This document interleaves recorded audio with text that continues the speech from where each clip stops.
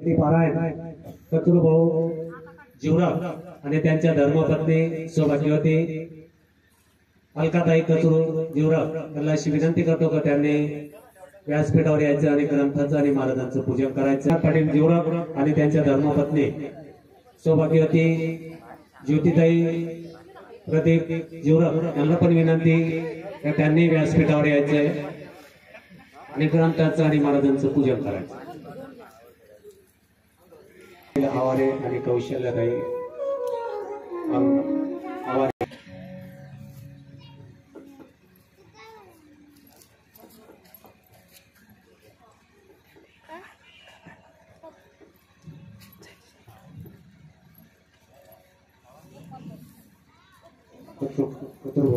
कचरूकाका जीवराव त्यांना विनंती की त्यांनी व्यासपीठावर जाऊन महाराजांचं आणि तबलावादक अर्गणवादक पॅडवादक यांचंही पूजन करायचं। कचरूकाका जीवराव हरिभक्ती पारायण तबलावादक संभाजी महाराज डोकरे यांचेही पूजन करण्यात येईल। पॅडवादक हरिभक्ती पारायण नारायण महाराज जाधव यांचंही या ठिकाणी पूजन करण्यात येईल।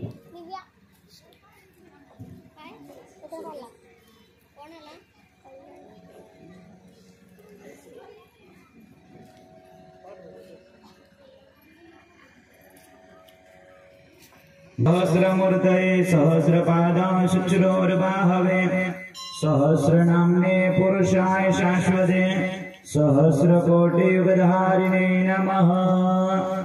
नमः कमलनाभाय नमस्ते जलशायिने नमस्ते केशवानन्दं वासुदेवो नमोस्तुते। वासनात् वासुदेवस्य वासितं भुवनत्रयम् सर्वभूतनिवासोऽस्ति वासुदेवो नमोस्तुते। शङ्करं शङ्कराचार्यं केशवं बादरायणं सूत्रभाष्यकृतो वन्दे भगवन्तो पुनः पुनः। ईश्वरो गुरुरात्मेते मूर्तिभेदविभागिने व्योमद्व्याप्तदेहाय दक्षिणामूर्तये। आरतीसाठी जोड्या जोड्या आरतीला पुढे राम राम हरे हरे हरे कृष्ण कृष्ण कृष्ण हरे हरे।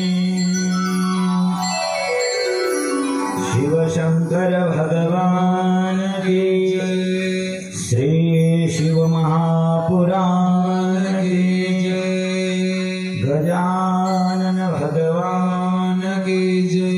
सच्चिदानंद सद्गुरु साईनाथ महाराज की जय। पंढरीनाथ भगवान की जय। मौली ज्ञानेश्वर महाराज की जय। जगद्गुरु तुकाराम महाराज की जय। शांति ब्रह्म एकनाथ महाराज की जय। आदि शक्ति जगदम्बा माता की जय। सद्गुरु जनार्दन स्वामी महाराज की जय। हर हर महादेव।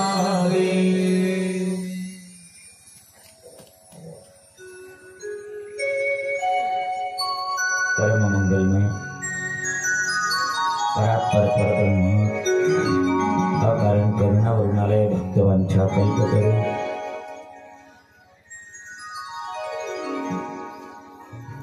भूतभवन भोलेबाबांची वाङ्मयीन प्रतिमूर्ती संगीतमय श्री शिव महापुराण कथा ज्ञानयज्ञ सोहळा आपल्या दोंदलगाव नगरीमध्ये सच्चिदानंद स्वरूप बाबांच्या साईबाबांच्या पवित्र चरणारविंदाजवळ विराजमान होऊन त्यांच्याच अनंत कृपा आशीर्वादाने या कथेचा शुभारंभ या ठिकाणी आज होत आहे। सर्वप्रथम सच्चिदानंद स्वरूप सद्गुरु साईनाथांच्या चरणी या ठिकाणी शतशत नमन करूया, प्रणिपात करूया। आजपासून 7 दिवस या ठिकाणी आपण बोधभावन भोलेबाबांची कृपा कथा शिवमहापुराण कथाचा आनंद या ठिकाणी लुटणार आहोत.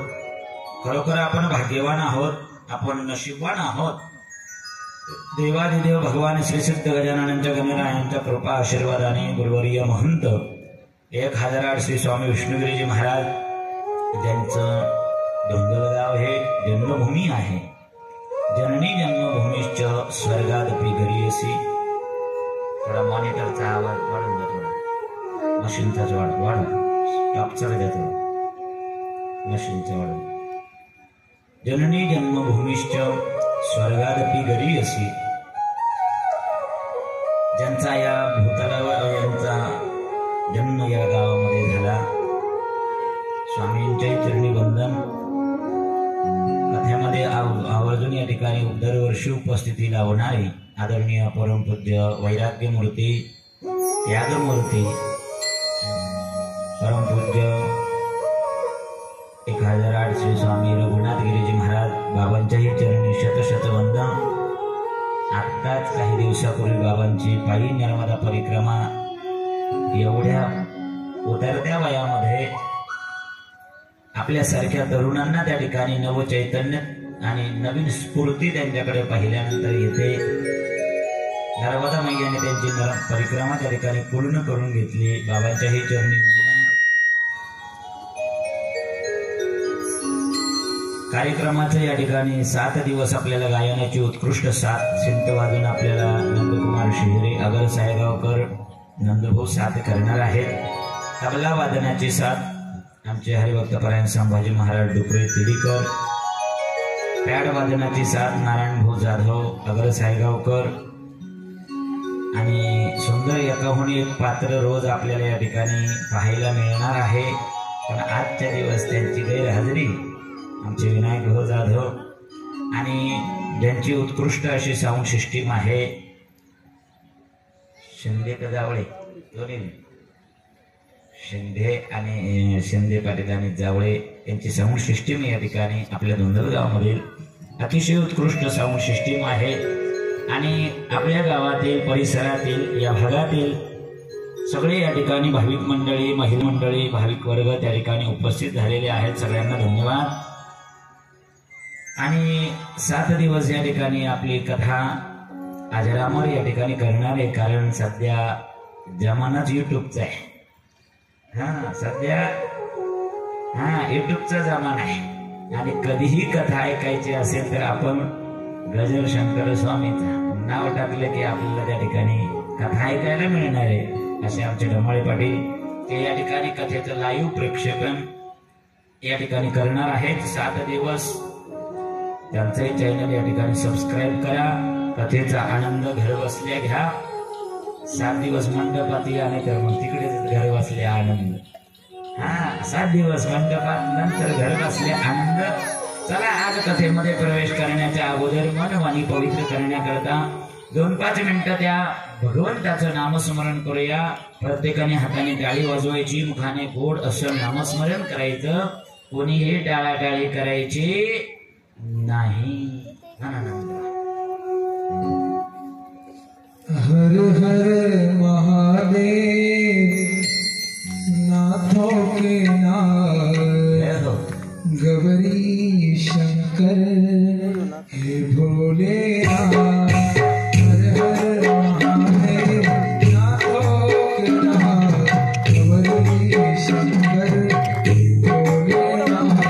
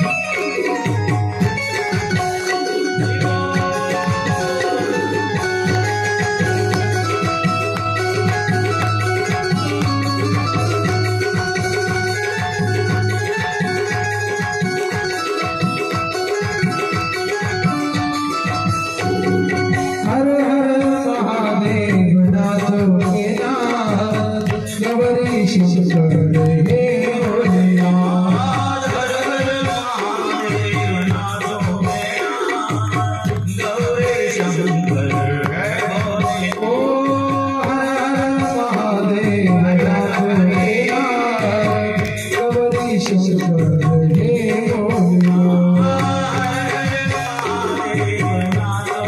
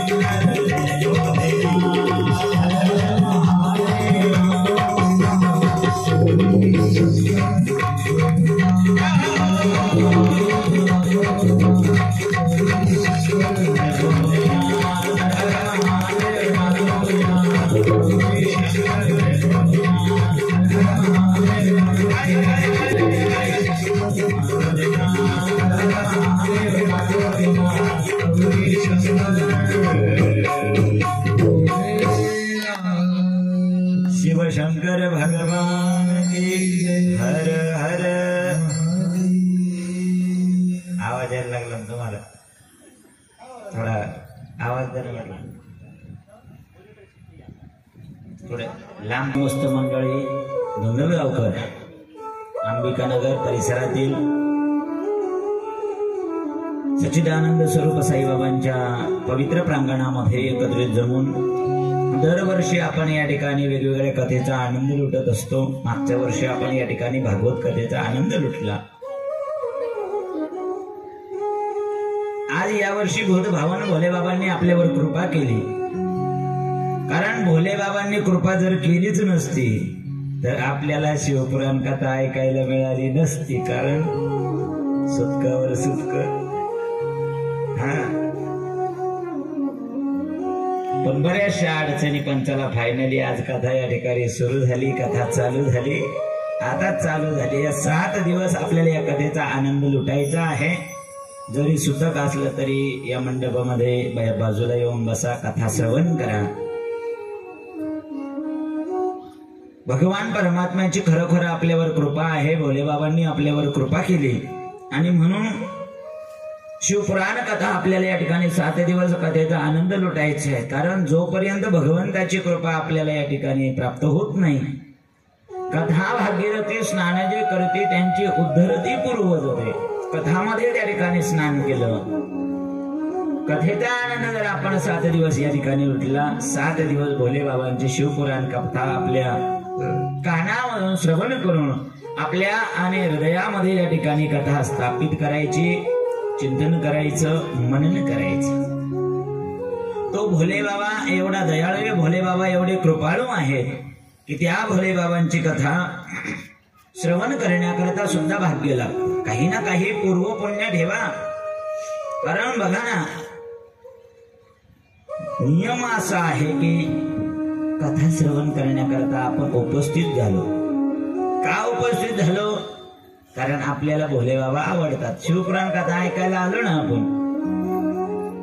आवड निर्माण झाली भोलेबाबाविषयी. आवड निर्माण झाली. कशामुळे होते आवड निर्माण? माऊलीने त्याचं रूपाच्या अभंगामध्ये सांगितलेले आहे. बहुत सुकृताची जोडी, बहुत सुकृताची जोडी,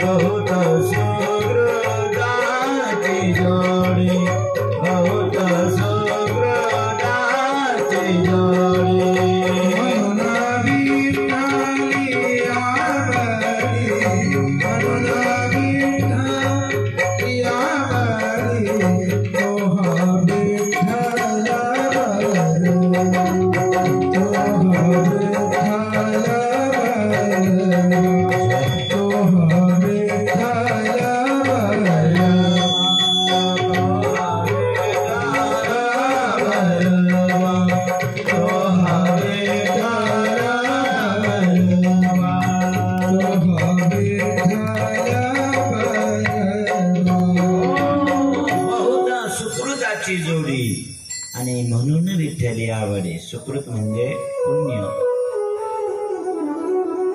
बहुत सुकृताची जोडी. सुकृत म्हणजे पुण्य, पुण्याची जोडी. त्या ठिकाणी अनेक जन्मातील जन्माचं पुण्य एकत्रित आलं, उदयास आलं, जागृत झालं की मग ही शिवपुराण कथा त्या ठिकाणी आपल्याला श्रवण करण्याची आणि भोले बाबा कृपा करतात आणि आपल्याला ती कथा श्रवण करण्याची संधी प्राप्त होत असते. भोले बाबावर त्या ठिकाणी भोले बाबा आवडायला लागले. जो देव आवडायला लागतो त्या देवाचं सगळंच आवडायला लागतं. त्याची कथा आवडते, त्याचा उपवास करायला आवडतं, त्याची पूजा करायला आवडते, त्याची माळ गळ्यामध्ये घालायला आवडते, त्याला बेलपत्र व्हायला आवडतं. त्याला सगळंच त्या ठिकाणी पूजा करताना, शिवरात्र करताना भोले बाबावर आपलं प्रेम आहे, भोले बाबावर आपली श्रद्धा आहे, भोले बाबांवर आपली निष्ठा आहे. अतिशय प्राचीन शक्ती, प्राचीन त्या ठिकाणी उपासना. भोले बाबांची ही उपासना अतिशय प्राचीन उपासना आहे, प्राचीन उपासना. अतिशय जुन्या काळापासून, पहिल्यापासून भोले बाबांचा या ठिकाणी आपल्याकडे इतर आहेच आहे, पण दक्षिण भारतामध्ये अधिक प्रमाणामध्ये भोले बाबांची त्या ठिकाणी आजही उपासना त्या ठिकाणी केली जाते. प्रत्येक ठिकाणी भोले बाबाचे, प्रत्येक गावोगावी भोले बाबाचे मंदिर आहे. प्रत्येक जण त्या ठिकाणी भोले बाबांचा भक्त आहे. आपणही 7 दिवस, जरी तुम्ही वारकरी असाल तरी 7 दिवस भोले बाबांची कथा ऐकायची. आपण भोले बाबाचेच. जरी आपण साईबाबाचे भक्त असलो तरी साईबाबा भोले बाबांची कथा ऐकायची. आपण भोले बाबांचे भक्त आहेत. जरी आपण रामाचे भक्त असलो तरी आता 7 दिवस आपण भोले बाबांचे भक्त आहोत. शिवपुराण कथा ऐकायची ना. त्याच्यामुळे यारे यारे लहान थोर याती भलते नारी नर, सगळ्यांनी या आणि सगळ्यांनी येऊन त्या ठिकाणी जीवन धन्य करून घ्या, कृतार्थ करून घ्या. ही संधी या ठिकाणी ज्ञानगंगा प्रवाहित होते आहे, भक्तिगंगा प्रवाहित होते आहे. या सगळ्यांनी आणि या कथेमध्ये त्या ठिकाणी स्नान करून जीवन धन्य करून घ्या. खरोखर आपण भाग्यवान आहोत, प्रारब्धवान आहोत. चला, शिव महापुराण कथेमध्ये त्या ठिकाणी आपल्याला प्रवेश करायचा आहे. ही शिव महापुराण कथा ही भागवतापेक्षा सुद्धा मोठा ग्रंथ आहे. भागवतामध्ये तर 18,000 श्लोक आहे, पण शिव महापुराण ग्रंथामध्ये 24,000 श्लोक आहे. किती? 24,000. अतिशय बृहत काय ग्रंथ, अतिशय विशाल काय ग्रंथ, अतिशय मोठा ग्रंथ. शिव महापुराण ग्रंथ हा अतिशय त्या ठिकाणी मोठा ग्रंथ आहे. त्याला शिव महापुराण कथेमध्ये प्रवेश करण्याच्या अगोदर त्याचं महात्म्य त्या ठिकाणी ऐकलं पाहिजे. महात्म्य म्हणजे नेमकं काय तर महत्ता येते. इति महात्म्य. जोपर्यंत आपल्याला त्या शिवपुराणाचं महत्व कळत नाही. कारण बघा ना, आपण रोज इथं दुपारी 1 ते 4 येऊन बसणार आहे का नाही? कथेमध्ये येऊन बसणाऱ्यांच्या मनामध्ये पहिला प्रश्न निर्माण होतो, आम्ही येऊन बसू, काही हरकत नाही. तुम्ही कथेचं आयोजन केले, पत्रिका छापल्या, निमंत्रण दिलं किंवा नसेल दिलं, काही हरकत नाही. आम्ही येऊन बसू, रोज 1 ते 4 येऊन बसू. पण आम्हाला पहिलं सांगा, आम्हाला काय भेटणार आहे? काहीतरी फायदा पाहिजे ना. इथं 1 ते 4 येऊन बसणार, इथं काय टाइमपास करण्याकरता यायचंय का? नाही ना. अहो, प्रत्येकाकडे टाइम एवढा इम्पॉर्टंट आहे, कोणाकडे टाइमच नाहीये. एवढे व्यस्त माणसे, एवढे व्यस्त माणसे ज्यांच्याकडे त्या ठिकाणी बघा, आता आपण शेतकरी, जरी पाऊस नाही, उन्हाळा नाही, उन्हाळा जरी चालू असला, जरी प्यायला पाणी नाही, तरी सुद्धा काम बंद आहे का? नाही ना, काम चालूच आहे. सखूबाईच्या खारोड्या, भागूबाईच्या कोरड्या, कोणाच्या आज करायच्या खारोड्या, उद्या कोणाच्या करायच्या, परवा कोणाच्या करायच्या, चालू आहे ना. प्रत्येकाची कामं चालू आहे. कोणालाच इथं वेळ नाही, कोणीच या ठिकाणी मोकळं नाही. तुम्ही 1 ते 4 कथा आम्ही येऊन बसू, आम्हाला काय भेटणार? पहिलं सांगा. जर आम्हाला आमचा फायदा पटला, आम्हाला जर काहीतरी लाभ वाटला तर येण्याचा विचार करू नये. तर तुम्ही तुमची कथा करत बसा, काही घेणं नाही आम्हाला. 3 तास येऊन बसायचंय, आम्हाला काय भेटणार? कारण शास्त्राने सांगितलेलं आहे, प्रयोजन मनोदेश मंदोपीन प्रवर्तते. शास्त्राने सांगितलेलं आहे प्रयोजनम अनुदिश्य मंदोपी न प्रवर्तते. काही ना काही प्रयोजन असल्याशिवाय अहो भिकारी सुद्धा रिकामा नाही ना फिरायला. एखादा भिकारी सुद्धा रस्त्याने फिरत असतो, तो सुद्धा विनाकारण फिरत नाही. त्याच्या सुद्धा मनामध्ये काहीतरी काम नाही. तोही रस्त्याने फिरतो, दारोदार जातो आणि दारोदार जाऊन त्या ठिकाणी मागतो. काय मागतो? एक दोन पैसा द्यावो धर्माला, एक दोन पैसा द्यावो धर्माला, एक दोन पैसा द्यावो धर्माला, एक दोन पैसा द्यावो धर्माला. आशीर्वाद लागल तुझ्या मुलाले कराना, आशीर्वाद लागेल तुमच्या मुलाले कराना. एक दोन पैसा द्यावो धर्माला, एक दोन पैसा द्यावो धर्माला, एक दोन पैसा द्यावो धर्माला. एक दोन पैसा द्या हो धर्माला. आशीर्वाद लागेल तुमच्या मुला लेकराला. विनाकारण भिकारी सुद्धा फिरायला तयार नाही. भिकारी दारोदारी गेला ना तर 1 रुपया तरी कोणीतरी देईल, नाही तर बाई चतकोर तरी भाकर देईल. या दोन इच्छानं भिकारी फिरत असतो. कोणीच विनाकारण फिरायला तयार नाही. काही ना काही इच्छा असल्याशिवाय, काही ना काही समोर त्या ठिकाणी प्रयोजन असल्याशिवाय, काही ना काही साध्य डोळ्यासमोर असल्याशिवाय आणि कोणीच त्या ठिकाणी फिरत सुद्धा नाही. भिकारी सुद्धा फिरत नाही. अहो आम्ही रोज 3 तास येऊन बसणार आहोत इथं, रोज 3 तास येऊन बसणार आहोत. आम्हाला काय भेटणार आहे अगोदर सांगा. इथं जर टाइमपास करायचा असेल, फक्त इथं मनोरंजन करायचं असेल तर आमच्याकडे वेळ नाही. टाइमपास असेल तर, मनोरंजन करायचं असेल तर आपल्या घरामध्ये साधन आहे ना. बघा प्रत्येकाच्या घरामध्ये टीव्ही लावलेला आहे. मोठा टीव्ही आहे, एसी आहे, कूलर आहे, पंखा आहे. मस्त गादीवर बसल्या बसल्या रिमोट हातामध्ये घ्यायचं, बसल्या बसल्या एक चॅनल पाहायचं. नाही आवडलं का दाबलं बटन, बदललं. नाही 2-5 मिनिटं पाहायचं, नाही आवडलं पुढचं, पुन्हा 5 मिनिटं, नाही आवडलं पुढचं. सकाळपासून 7 वाजेपासून टीव्हीच्या समोर बसले, संध्याकाळी 7 वाजेपर्यंत पुढचं पुढचं पाहत राहिले, तरी सुद्धा शेवटचं चॅनल काही सापडत नाही. शेवटचं चॅनल काही सापडतच नाही. मनोरंजनाचे किती साधन आहे की नाही, किती साधन आहे. त्याच्यामध्ये सुद्धा अजून मनोरंजनाचे साधन आहे. प्रत्येकाच्या हातामध्ये मोबाईल आहे. मोबाईलच्या माध्यमातून दुनिया मोठी में. प्रत्येकाचा टाइम फेसबुकला, इंस्टाग्रामला, मेसेंजरला, व्हॉट्सअपला सगळेच बिझी आहे ना. टाइमपास करण्याकरता, मनोरंजन करण्याकरता साधनं घरामध्ये असून सुद्धा इथं 3 तास येऊन बसणार. अहो याच्यापेक्षा घरी 3 तासामध्ये एक पिक्चर पाहायचं होतं ना. इथं 3 तास काय मिळणार आम्हाला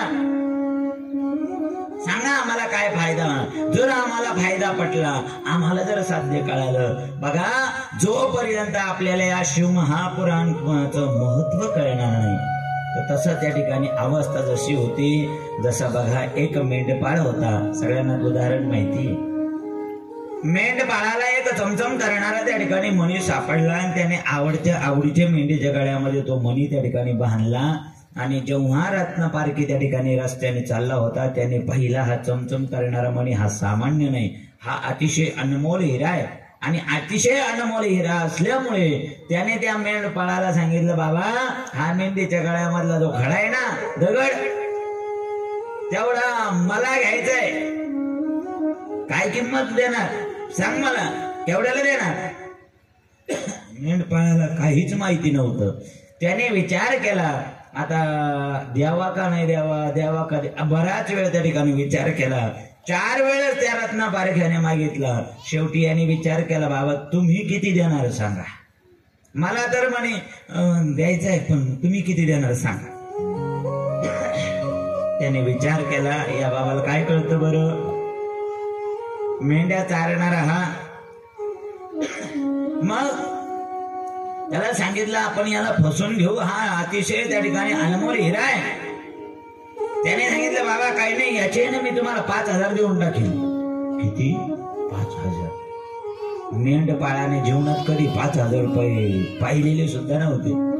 अतिशय गरिबीमध्ये राहणारा, झोपडीमध्ये राहणारा मेंढपाळ, त्याने जेव्हा 5,000 रुपये सांगितले, त्या मेंढपाळाने विचार केला, ज्या अर्थी आई तर शेतात आलेला रस्त्याने जाणारा रत्न पारखी याची 5,000 रुपये द्यायला तयार आहे.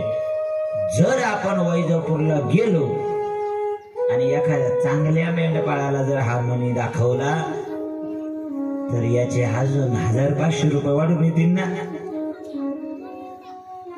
गेला ना त्याने मेंढीच्या गळ्यातला तो मणी काढला. त्या रत्न पारख्याला सांगितलं, मला काही विकायचं नाही, मला काही द्यायचं नाही, तुम्ही नंतर या. गेला ना देव, वैजापूरला गेला. वैजापूरला रत्न पारख्याला शोध घेतला. त्याला सांगितलं, हे बघा हा अनमोल रत्न मला विकायचा आहे, काय किंमत देणार. तर वैजापूरच्या रत्न पारख्याने पाहिलं, हा तर अतिशय त्या ठिकाणी किमतीवान आणि हा रत्न आहे, पण याला काय कळतं याची किंमत. त्याने सांगितलं, बाबा मी याचे 25,000 देईल. किती देईल? 25. मेंढपाळ एवढा हुशार होता, एवढा हुशार होता, तो म्हणला शेतामध्ये तो आला रत्न पारखी 5,000 रुपये किंमत आपल्याला देत होता. आपल्याला वाटलं एखादा 1,000 वैजापूरला वाढतील, पण याची किंमत 25,000 रुपये वैजापूरला. जर या मण्याला आपण छत्रपती संभाजीनगरला नेऊन दाखवलाच, याला जावरा मारला, एखाद्या 2,000 तर वाढतील ना तिकडं. गेला ना लगेच आणि गेला औरंगाबादला, संभाजीनगरला. त्या ठिकाणी रत्न पारख्याचा शोध घेतला. तिथं त्याला त्या ठिकाणी रत्न पारख्याने सांगितलं, बाबा हा जो मणी विकण्याकरता आणलेला आहे हा अतिशय किमतीचा आहे आणि याचे आम्ही तुम्हाला 50,000 रुपये देऊ.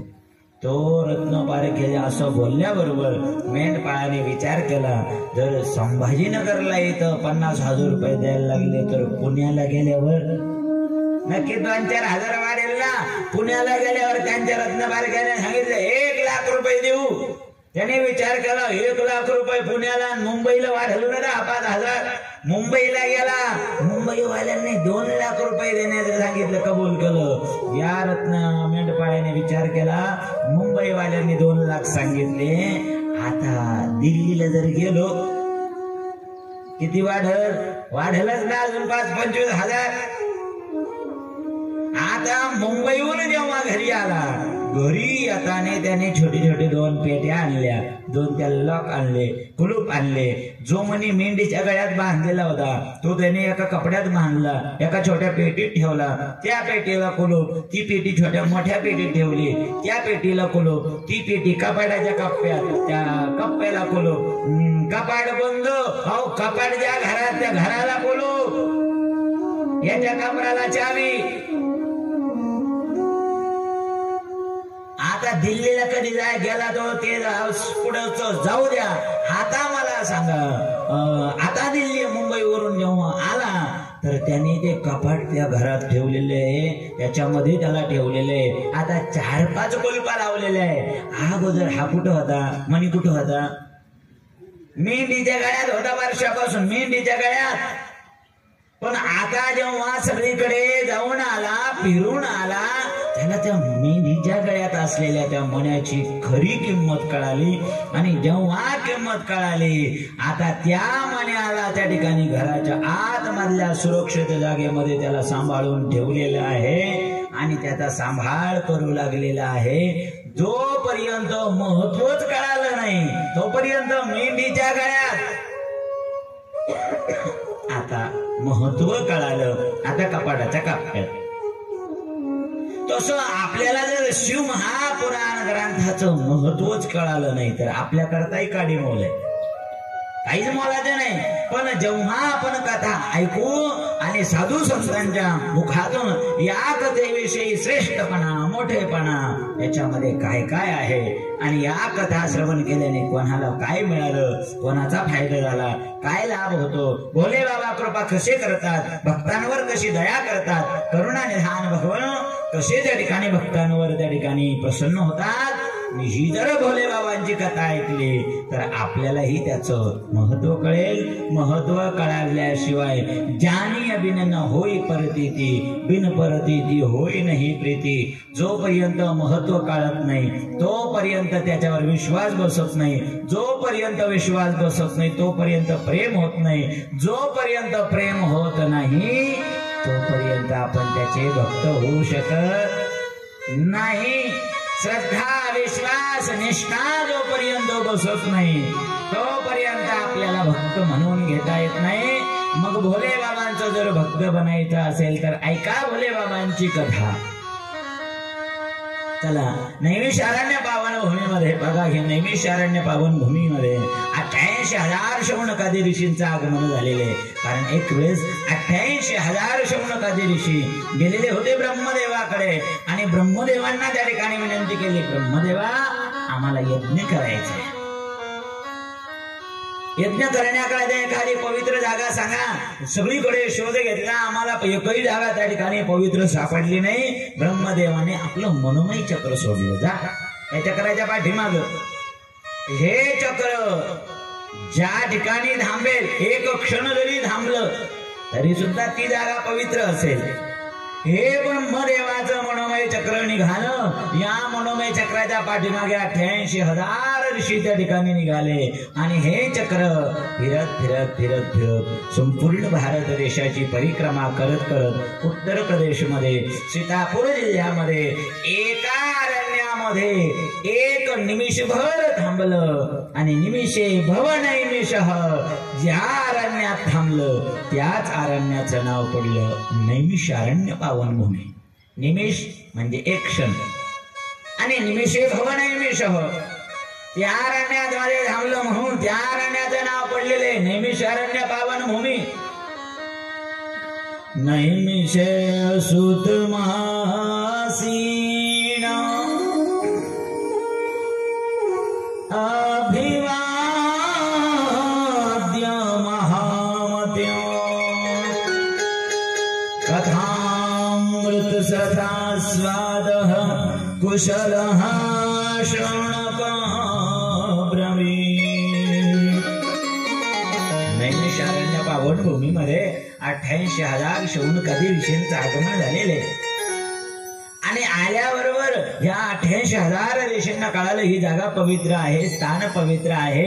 त्या नैमिषारण्य पावन भूमीमध्ये एका मोठ्या वृक्षाच्या छायेखाली आणि तिथे जवळच त्या ठिकाणी यज्ञ सुरू झालेला आहे. आणि नैमिषारण्य पावन भूमीमध्ये जेव्हा यज्ञ पूर्ण होतो, सकाळी यज्ञ त्या ठिकाणी पूर्ण झाला का दुपारून उरलेला वेळ कथाचिंतनामध्ये जातो. एवढे ज्ञानी आहे सगळे, एवढे श्रेष्ठ आहे. कोणी 1000 वर्षाचं वय, कोणाचं 5000 वर्षाचं वय, कोणाचं 1,00,000 वर्षाचं वय, कोणी हजारो वर्षाचं त्या ठिकाणी मोठे माणसे आणि त्यामधले एक जण कथा करतात, बाकीचे समोर बसून त्या ठिकाणी कथा श्रवण करतात. अतिशय पावन भूमी नैमिषारण्य पावन भूमी. या नैमिषारण्य पावन भूमीची एवढी महती आहे, एवढी महती आहे. आपल्या भारतीय संस्कृतीमध्ये 18 पुराण जे तयार झालेले आहे त्या पुराणांची फॅक्टरी नैमिषारण्यामध्ये, नैमिषारण्य पावन भूमीमध्ये 18 पुराण त्या ठिकाणी तयार झाले.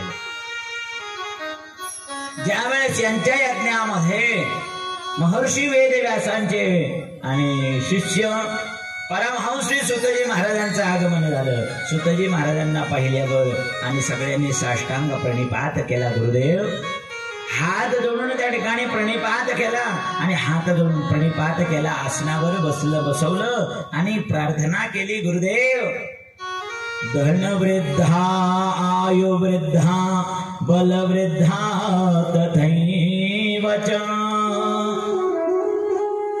ते सर्वे ज्ञान वृद्धाच किंकिरा शिष्य किंकरा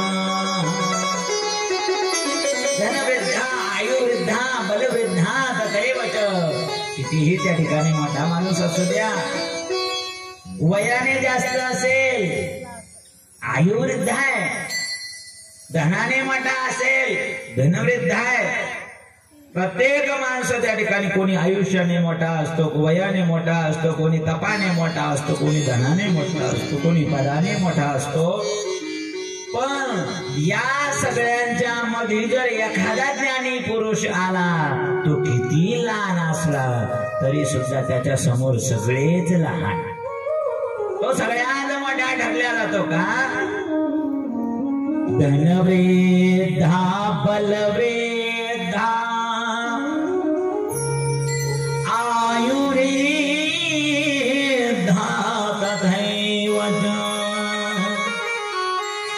ते सर्वेपि ज्ञानवृद्धाश्च किंचिरा शिष्य किंकरा जेव्हा त्या ठिकाणी सुतजी महाराजांचं आगमन झालं 88,000 शौनकादी ऋषींना एवढा आनंद झाला ऋषींना प्रणिपात केला ऋषींना त्या ठिकाणी आसनावर बसवलं आणि जेव्हा सगळ्यांनी वंदन केलेलं आहे सुतजी महाराजांना सुतजी महाराजांनी विचारलं मला का वंदन करताय माझ्या काय पाया पडताय गुरुदेव आमच्या मनामध्ये काही शंका आहे आणि त्या शंकाचं निरसन तुमच्याकडून करून घ्यायचं आहे शंका हो शंका एवढे सुंदर प्रश्न विचारले एवढे सुंदर प्रश्न विचारले भोले बाबांची कृपा प्राप्त करून घेण्याकरता सरळ सोपा उपाय सांगा शिव प्राप्ती करम शाश्वत ज्या साधनाच्या द्वारे ज्या चिंतनाच्या द्वारे ज्या कथा श्रवणाच्या द्वारे भोले बाबांची प्राप्ती होईल अशी आम्हाला त्या ठिकाणी कथा ऐकायची अंतकरणामध्ये अनेक त्या ठिकाणी विकार आहे प्रत्येकाच्या अंतकरणामध्ये विकार आहे साधू संतांनी सांगितलेलं आहे आतमध्ये आपल्या 6 जण उंदर आहे किती उंदर 6 जण उंदीर काम क्रोध लोभ मद मत्सर अहंकार आत 6 जण मंदिर गुंफा करिता ती पोखर आतमध्ये त्यांचं उकरायचं काम चालू आहे प्रत्येकाच्या अंतकरणामध्ये आणि हे वाईट गुण आहेत अंतकरणामधले काम क्रोध लोभ मद मत्सर अहंकार यांना बाजूला सारून अंतकरणामध्ये भोले बाबांची भक्तिरूपी अंकुरित झाला पाहिजे भक्तिरूपी ज्योत प्रज्वलित झाली पाहिजे याच्या करता शिव प्राप्ती करम शाश्वत आम्हाला एखादी त्या ठिकाणी सुंदर कथा सांगा जी भोले बाबांकडे त्या ठिकाणी घेऊन जाणारी भोले बाबांच्या चरणापर्यंत घेऊन जाणारे सुतजी महाराजांनी जेव्हा ऐकलं एवढा आनंद झाला जेवढा आनंद झाला या 88,000 शौनकादी ऋषींनी जे प्रश्न विचारले होते त्या प्रश्नावरून सुतजी महाराज बोलायला लागले सुतजी महाराजांनी पाहिलं यांनी एकही स्वतःचा स्वार्थाचा प्रश्न विचारलेला नाही स्वतःचं घर कसं चालेल यांनी विचारलं नाही मुलाचं लग्न जमना बाबा असा प्रश्न त्यांनी विचारला नाही स्वतःच्या घराकरता प्रपंच करता घरदारा करता काही त्या ठिकाणी त्यांनी प्रश्न केला नाही सरळ सरळ प्रश्न केलेले जगाच्या कल्याणाकरता का बुडते हे जान न देख विडोळा बुडते हे जान न देख विडोळा एवढा सुंदर प्रश्न केलेले बुडते हे जन न देख विडोळा येतसे कळवळा म्हणून या जगाच्या कल्याणाकरता जगाच्या कल्याणाकरता जगाच्या उद्धाराकरता परमहंस सुतजी महाराजांच्या मुखार विंदामधून एखादं भोले बाबांचं शास्त्र त्या ठिकाणी बाहेर काढायचंय 18 पुराणांचं ज्ञान सुतजी महाराजांकडे 18 पुराणांचे ज्ञानी सुतजी महाराज महर्षी वेदव्यासांचे शिष्य अधिकार संपन्न आहे त्यांचं आगमन झालेले मग सुतजी महाराजांनी जेव्हा हे प्रश्न ऐकले एवढा आनंद झाला सुतजी महाराज बोलायला लागले, ऐका बघा या जगामध्ये निद्रया ह्रियते नप्ता देवायेन जवावयः दिवाचारते हया राज कुटुंब भरणे वा दिवाचारते हया राज कुटुंब भरणे वा इथं निद्रया ह्रियते नप्तम इथं जन्माला आलेल्या प्रत्येकाच्या पाठीमागे काळ लागलेला आहे, प्रत्येकाच्या पाठीमागे मरण लागलेले माणूस काळ रूपी सापाच्या तोंडामध्ये बसलेला आहे. जोपर्यंत काळ रूपी सर्प आपलं तोंड बंद करत नाही तोपर्यंत माणूस सुरक्षित आहे. कधी हा काळ रूपी सर्प आपलं तोंड बंद करेल सांगता येणार नाही, तोपर्यंत सावधान. शिवप्राप्ती करम शश्वत असा काहीतरी जीवनामध्ये त्या ठिकाणी उपाय करावा, असं काहीतरी साधन करावं, काहीतरी त्या ठिकाणी व्रत वैकल्य करावं, जेणेकरून आपल्याला भोले बाबांच्या चरणापर्यंत या माध्यमातून काय जाता येणार आहे. हे शिवप्राप्ती करम शश्वत असं साधन त्या ठिकाणी श्रवण करायचे. सुतजी महाराज बोलू लागले, प्रत्येकाच्या पाठीमागे काळ लागलेला आहे, प्रत्येकाच्या पाठीमागे मरण लागलेले आणि कधी हा सर्प आपलं तोंड बंद करीन काळरूपी सर्प आणि कधी आपलं राम नाम सत्य होऊन जाईल काही शाश्वती नाही या जगामध्ये. नको नको मना गुंतो माया जाळी, नको नको मना गुंतो माया जाळी.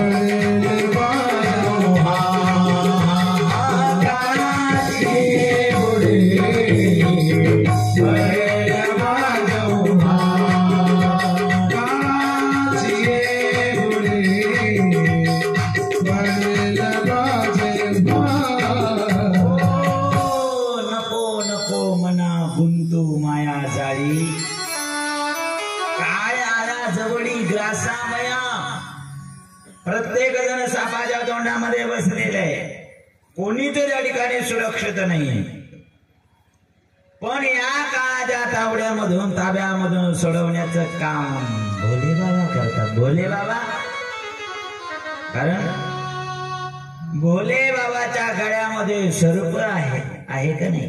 भोले बाबाच्या गळ्यात काल आहे. सर्प म्हणजे काल. पण जर आपण भोले बाबांचे भक्त झालो, महाकालचे भक्त झालो, तर काल उसका क्या करे जो भक्त है महाकाल का. जर आपण महाकाल बाबाचे भूतभावन भोले बाबाचे भक्त झालो तर काळे आपलं काही वाटलं करू शकणार नाही, आपल्याला काही त्या ठिकाणी समाप्त करू शकणार नाही. पण काया वाचा मनाने भोले बाबांचं व्हावं लागेल. भोले बाबांची त्या ठिकाणी प्राप्ती करून देणारा एक तुम्हाला सरळ उपाय सुतजी महाराज म्हणले, ऋषींनो आज तुम्हाला शिव महापुराण कथा सांगणार आहे. शिवम कल्याणम ददाती इति शिवदः. भोले बाबा कल्याण करणारी देवता आहे. मौके कहत है माया छूट जाती है, हके कहत है हर मिल जाते हैं. शिव महापुराण, शिव महापुराण ग्रंथ आहे. पुराण कशाला म्हणतात? पुराण म्हणजे पुरातन, पण पुरातन असून सुद्धा नवीन वाटणार पुराण आहे. पुरा अपि नवम पुरातन. पुराणम पुरातन असून सुद्धा, प्राचीन असून सुद्धा अतिशय जेव्हा आपण त्याचं त्या ठिकाणी अध्ययन करू, चिंतन करू, श्रवण करू, पुरा अपि नवम इति पुराणम. प्राचीन असून सुद्धा, जुनं असून सुद्धा बघा या शिव महापुराणाला तयार होऊन हजारो वर्ष झाली का नाही? हजारो वर्ष झाली. भागवत महापुराण हजारो वर्ष झाले, पण अजूनही जेव्हा आपण ऐकतो अजूनच नवीन नवीन रस त्याच्यामधून प्राप्त होत असतो. पुरा अपि नवम पुराण, प्राचीन असून सुद्धा, पुरातन असून सुद्धा, हजारो वर्षाचा ग्रंथ असून सुद्धा रोज नित्य नवीन नवीन नवीन आहे असं त्या ठिकाणी आपल्याला वाटतं. नवीनच असतो. म्हणून याचं नाव त्या ठिकाणी पुराण आहे. 5 लक्षण ज्याच्यामध्ये सांगितलेले आहे.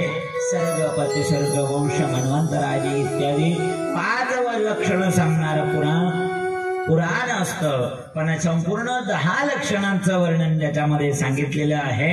सर्गश्च, प्रतिसर्गश्च, वंशो मन्वंतरानिश्च, वंशानुचरितम देव पुराणम पंचलक्षणम. 5 लक्षण पुराणाचे आहे, 10 लक्षण महापुराणाचे आहे. ज्याच्यामध्ये भगवंताच्या 10 लक्षणाचं वर्णन केलेलं आहे. 10 लक्षण कोणते ते करणारे आपण पुढे विचार. संपूर्ण 10 लक्षणाचं वर्णन ज्याच्यामध्ये असतं त्याला महापुराण म्हणलं जातं. म्हणून श्रीमद भागवत महापुराण आहे, शिव महापुराण आहे. आणि बाकीच्या पुराणांचा जर विचार केला तर ते महापुराण नाही, भक्त पुराण. गरुड महापुराण नाही, गरुड पुराण आहे. अग्नी पुराण आहे, स्कंद पुराण आहे. 5 लक्षणांचं वर्णन ज्याच्यामध्ये असतं त्याला पुराण म्हणतात.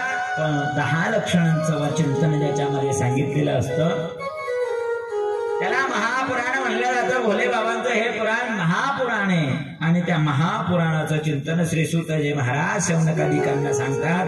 शौनकादी ऋषींनी सांगितलं, तुम्ही आम्हाला शिव महापुराण कथा सांगणार आहे? हो सांगणार आहे, पण शिव महापुराण कथा पहिलं सांगा.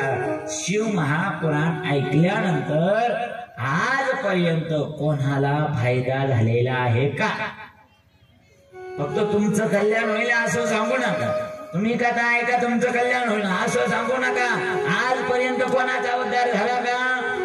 उदाहरण कोणी आहे का? दृष्टांत कोणी आहे का? नाही. प्रतिज्ञा मात्रेण वस्तुसिद्धी किंतु लक्षण प्रमाणाभ्याम वस्तुसिद्धी. शास्त्राचा नियम आहे. फक्त त्या ठिकाणी घोषणा करून काम होत नाही. काम करत असताना घोषणा केल्यानंतर पुन्हा लक्षण सांगावे लागतात, दृष्टांत सांगावे लागतात, प्रमाण सांगावे लागतात. आणि मंत्राच्या द्वारे, अभंगाच्या द्वारे सगळं लक्षण प्रमाण अभ्याम वस्तुसिद्धी त्या ठिकाणी करावी लागत असते. असा हा शास्त्राचा पुराणांचा त्या ठिकाणी नियम आहे. सांगा एखादी कथा की शिव महापुराण कथेमुळे एखाद्याचा उद्धार झाला. सुंदर कथा त्या ठिकाणी सुतजी महाराज सांगू लागले. ऐका.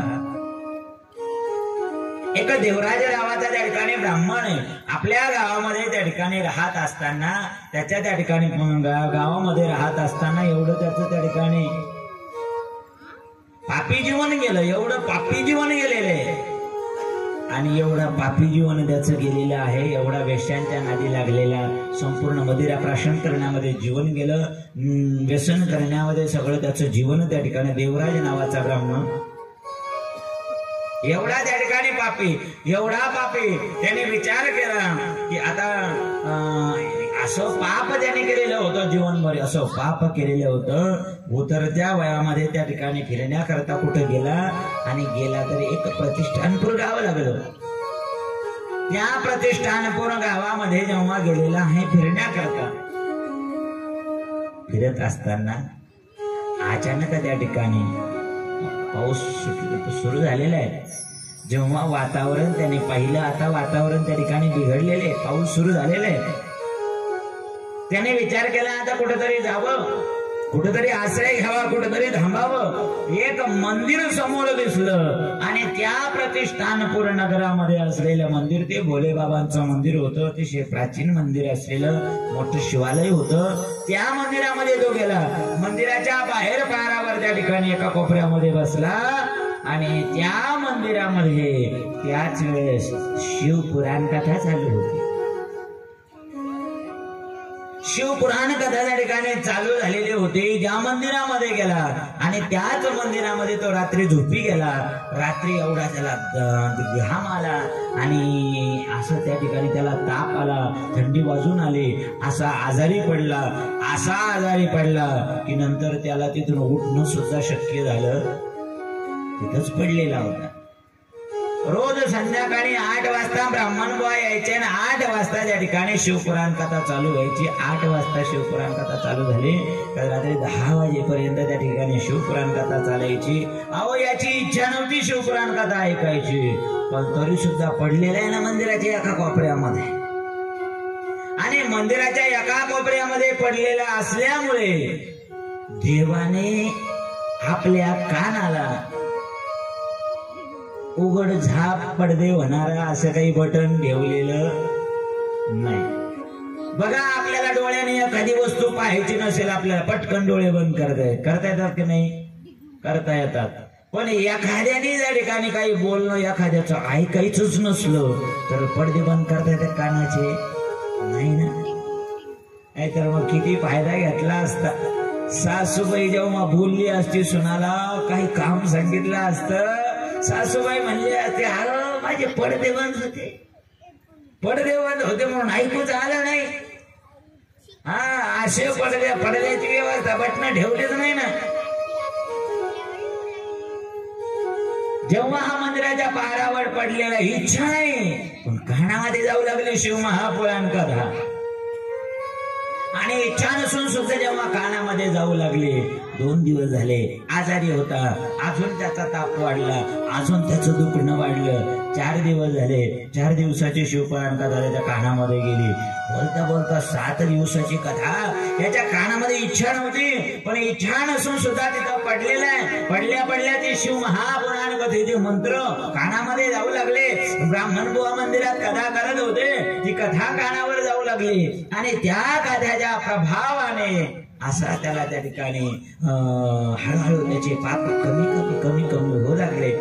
शिवमहापुराण कथेमध्ये एवढी पावर आहे, आणि जेव्हा शिवमहापुराण कथेमध्ये एवढी पावर आहे, एवढी पावर आहे, आणि मरणाच्या दारावर होता तो, मरणाच्या दारावर जेव्हा नेण्याकरता याला यम आलेले, यम जीवनभर पाप केलेले, आणि जीवनभर पाप केलेलं असल्यामुळे जेव्हा काळे कुळकुळीत वाढलेले दात, वाढलेले केस, हापाड दिपाड काळे काळे असणारे, जसे डांबराचे झटके भाऊ असणारे आले ना यम, काळे कुळकुळीत पाहिले, असा घाबरला यमाला पाहिल्याबरोबर, आणि यमाला पाहिल्याबरोबर घाबरला, आणि सहज त्या ठिकाणी शिवपुराणाच्या कथेमध्ये कानावर शब्द गेले होते की जर काय नेण्याकरता आलं तर भोले बाबाचं भजन करावं, भोले बाबाचं चिंतन करावं, भोले बाबाची कथा त्या ठिकाणी आठवावी.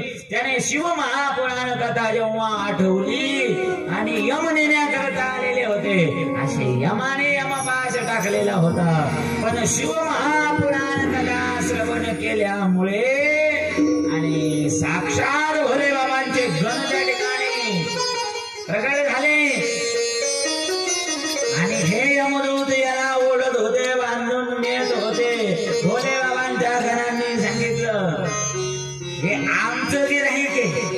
यमदूतांनी सांगितलं हे आमचं गिराईक, भोले बाबांच्या घराने सांगितले आमचं गिराईक आहे. कारण याने जीवनभर जरी पाप केलेला असेल तरी सुद्धा याने 7 दिवस शिवपुराण कथा श्रवण केलेली, जरी सगळे श्रवण केले नाही तरी ओझरती याच्या कानावरून शिवपुराण कथा गेलेली आहे.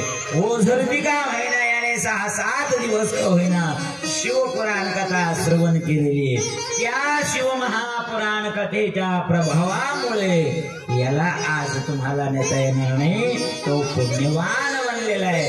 जेव्हा त्याला कळालं त्याने विचार केला जर आपण थोडी शिवपुराण कथा ओझरती कानावर ऐकली आणि तरी सुद्धा शिवपुराण कथेने एवढं त्या ठिकाणी आपल्या जीवनाचं परिवर्तन केलं. आता तर इथून पुढं भोले बाबाची भक्ती करायची, इथून पुढं भोले बाबाचं नामस्मरण करायचं. तिथून पुढं जेवढं काही आयुष्य मिळालेलं होतं रात्रंदिवस त्याने भोले बाबांच्या भजनामध्ये, भोले बाबांच्या चिंतनामध्ये सगळं त्या ठिकाणी जीवन समर्पित करू लागलेलं आहे. चला त्याच्यासोबत करूया आपण भोले बाबांचं 2 मिनिटं भजन. नमः शिवाय नमः शिवाय हर हर भोले नमः शिवाय नमः शिवाय नमः शिवाय हर हर भोले नमः शिवाय नमः शिवाय नमः शिवाय हर हर भोले नमः शिवाय.